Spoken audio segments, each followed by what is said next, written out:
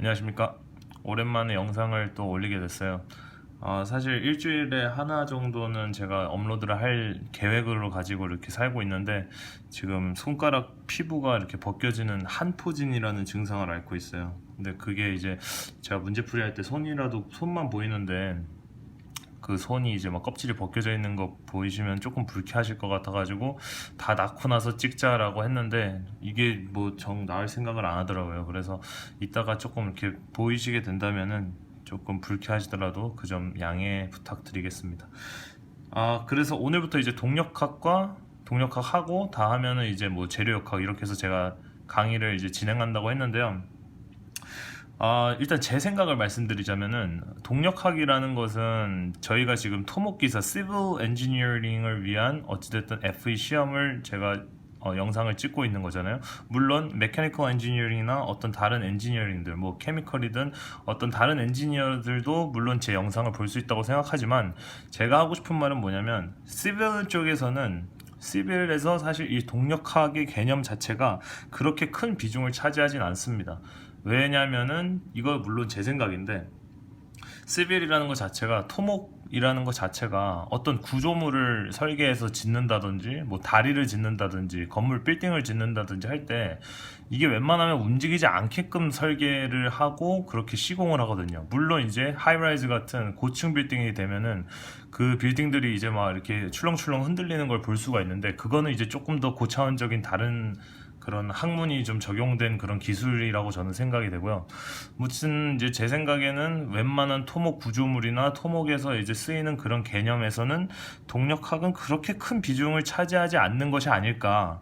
그래서 이 FE라는 시험을 제가 봤지만, FE에서도 동력학의 수준이 정말 낮거든요. 그러니까 물론 알아야 하고 우리가 학교 때 배웠고 물론 중요한 개념이지만, 사실 FE 시험에서 NCES 얘네 이 기관에서 이 문제를 이제 출제를 하시는데, FE 시빌에서 왜 이렇게 동력학 문제가 허접하게 난이도가 낮게 나왔을까라는 거를 한번 제가 혼자 그냥 머릿속으로 추리를 해봤더니, 그럴 수도 있겠구나라는 그냥 저 혼자만의 결론을 냈습니다. 사실 이거는 뭐 답은 아니지만, 어쨌든 제가 이제 죄송합니다. 제가 배운 거, 그리고 또 제가 실제로 시험에서 본 그런 문제들의 난이도만 가지고서 이제 제가 그 난이도들, 그 문제들을 풀 수 있는 수준에 한해서 제가 강의를 해드리려고 하고요. 그렇게 생각해보고 이렇게 강의를 준비하다 보니까 오늘 제가 이제 할 그 개념들이 너무 쉬운, 그러니까 중학교 때 배우고 고등학교 때 살짝 배우는 약간 그런 개념이더라고요. 그래서 사실 뭐 너무 쉬우니까 조금 당황하실 수도 있는데, 정말로 FE 시빌에서는, 적어도 FE 시빌에서는 요 정도의 개념만 가지고도 충분히 뭐 문제를, 그러니까 동력학 문제를 놓치지 않고 다 마치고 가실 수 있다라고 생각을 해주시면 좋겠습니다. 그래서 한번 이제 시작을 해볼게요. 벌써 3분이 지났는데 3분 동안 좀 얘기를 많이 해서 죄송합니다.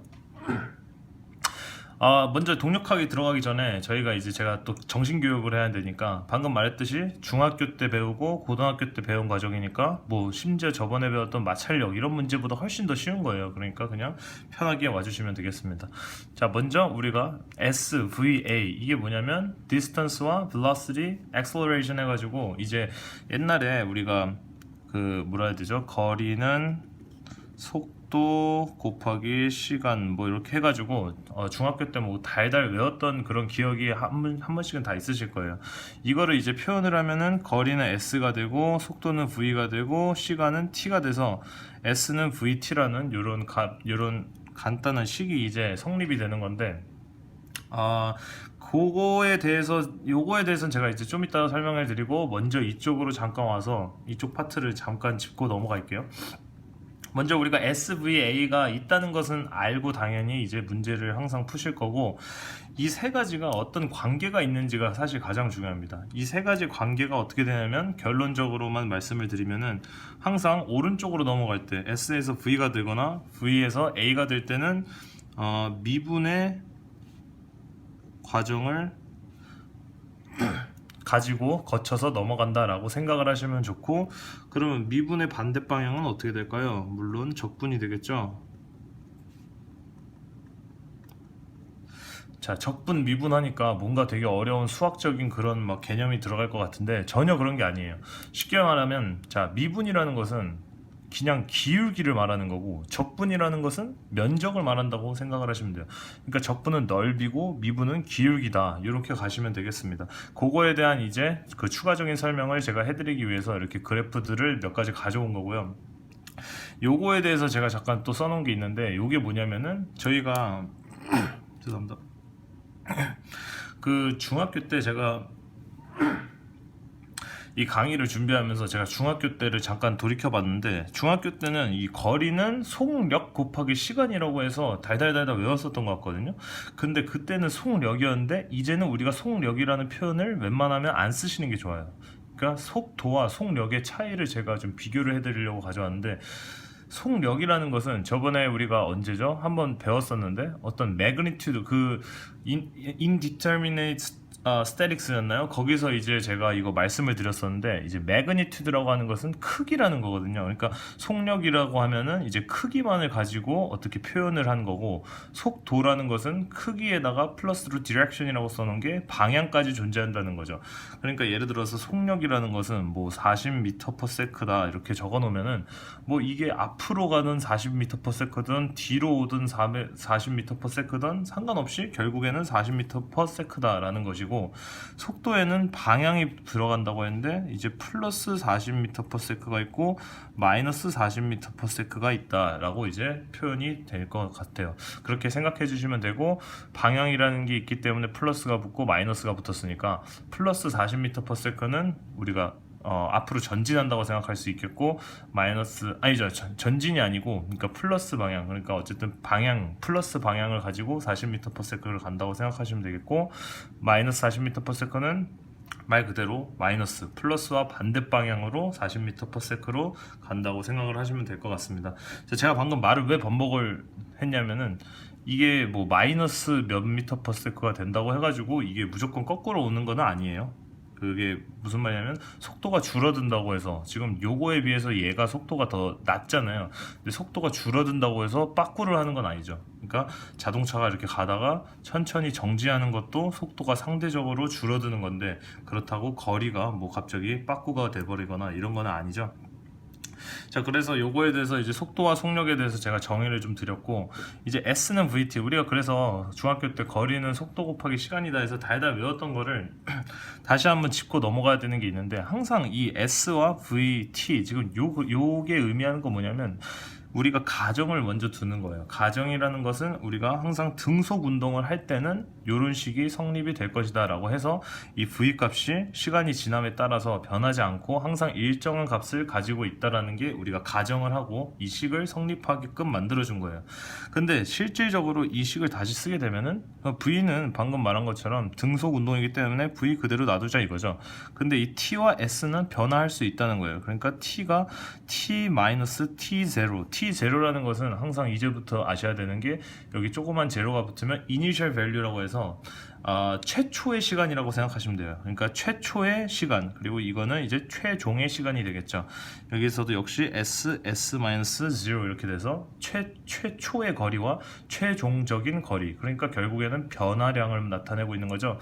그래서 이제 뭐 다른 데 보시면은 뭐 델타 S 뭐 이렇게도 이제 표시가 되는 거예요. 델타라는 게 이제 그 어떤 변화량을 나타내고 있는 거니까요.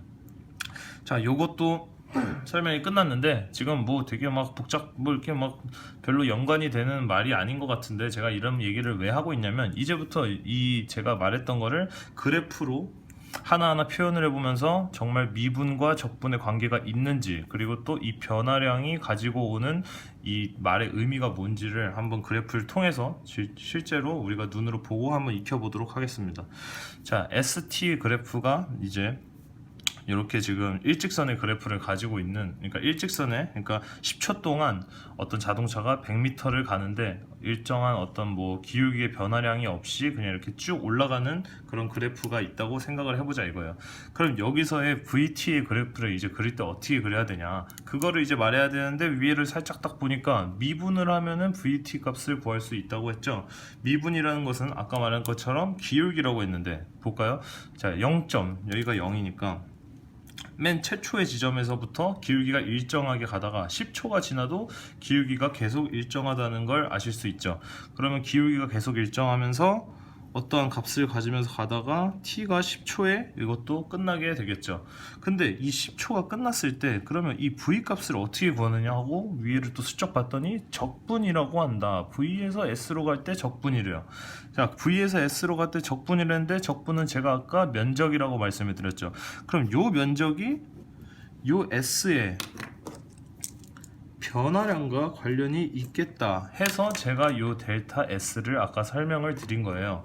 그러면 지금 요 변화량은 100이 되겠죠? 100, 0에서 100이 된 거니까 100이 되는데 요 100이 과연 요 면적과 관련이 있을까 해서 보니까 이 V 값이 10m/s면은 t가 10초만큼 갔을 때 요 면적이 10 곱하기 10이니까 100이 되면서 이 100이 요 변화량을 의미한다 라고 이렇게 가시면 될 것 같습니다.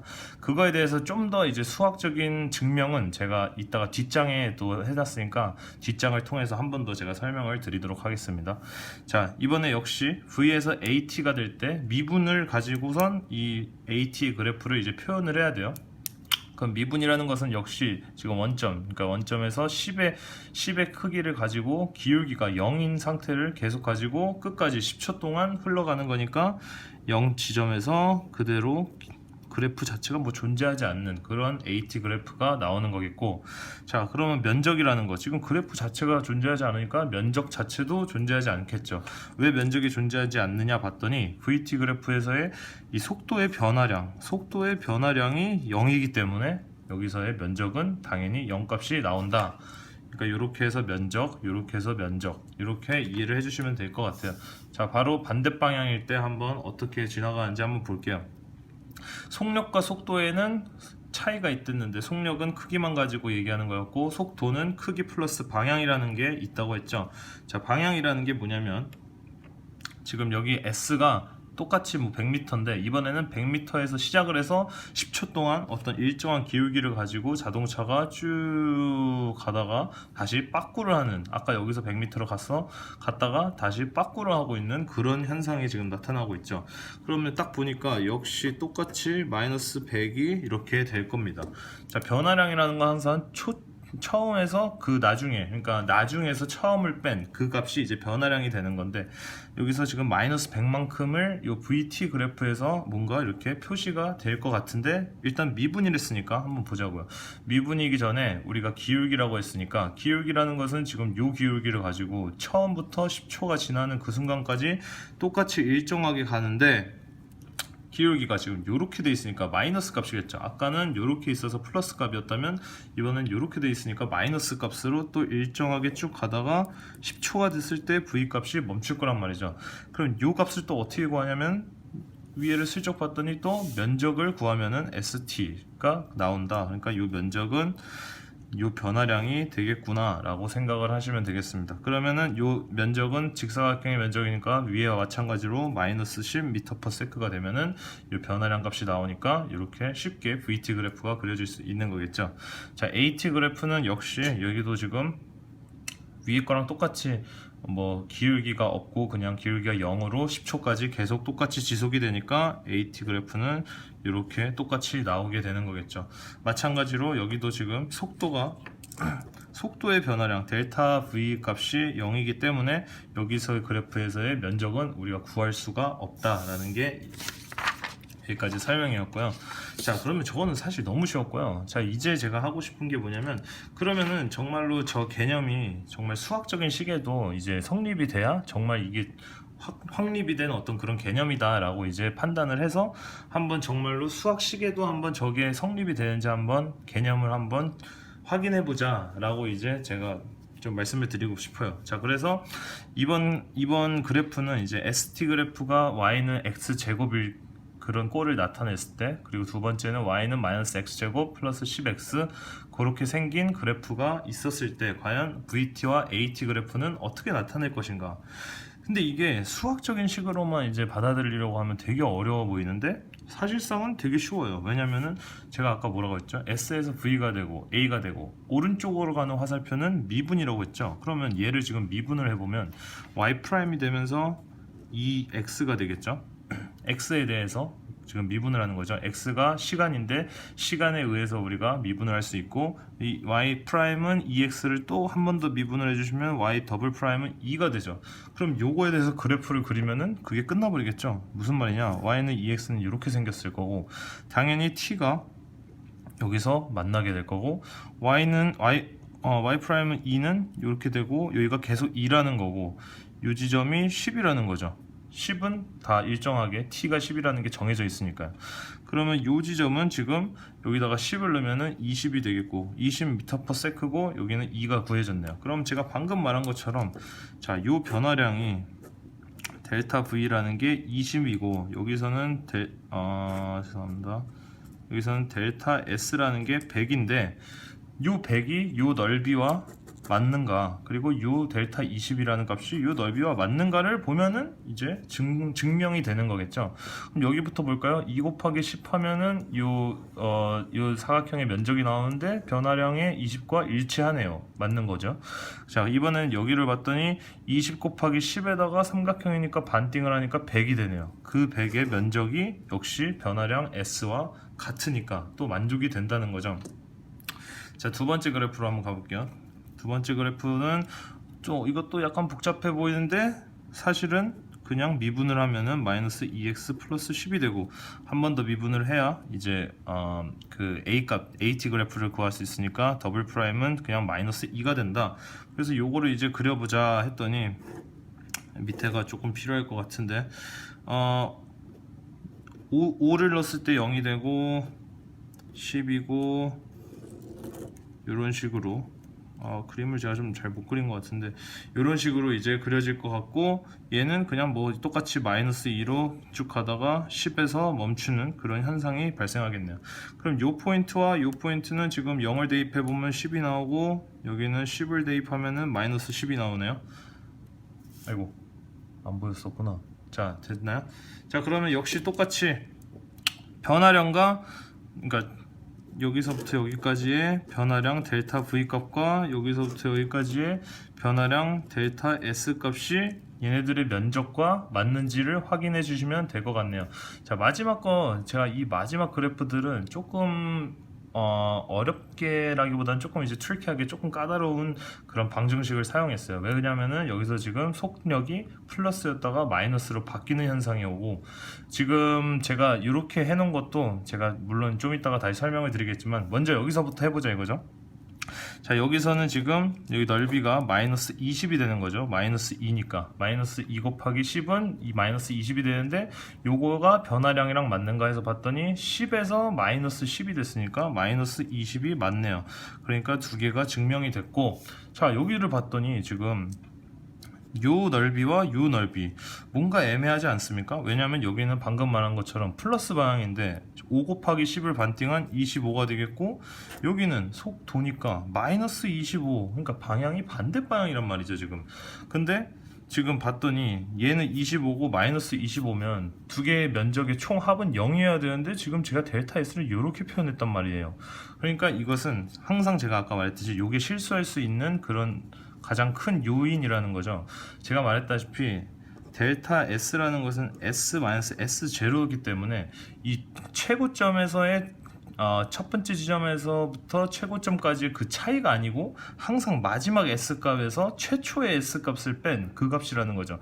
그러니까 다시 말해서 지금 이 그래프에서의 델타 S값은 어떻게 되냐면, 이 지점에서의 S값과 이 지점에서의 S값이기 때문에 0이 되는 겁니다. 그러니까 0-0은 0이 되니까, 여기 지금 보면은 25m, 그러니까 25m가 여기서 나오고, 여기서 마이너스 25m 해서 최종적으로 두 개를 더하면은 이 델타 S가 이제 성립이 되는 거죠. 그러면 여기서의 플러스 25는 여기서의 마이너스 25는 둘이 지금 어떤 거를 지금 표현하는지 봤더니, 여기는 플러스 값인 25, 그러니까 결국에 여기서 S가 여기 최고점을 찍을 때가 이제 25라는 거고, 그 다음부터는 마이너스 기울기를 가지고 마이너스 25m만큼 이동을 한 거니까 그래프가 이해가 되고 성립이 된다고 이제 표현이 되겠습니다.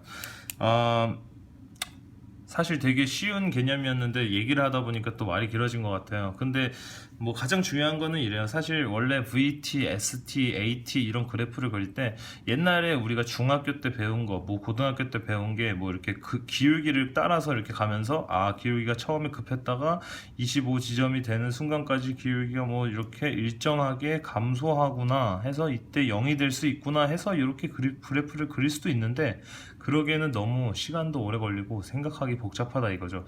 그렇기 때문에 그냥 미분을 해줌으로써 바로 이렇게 쉽게 답을 구할 수 있다.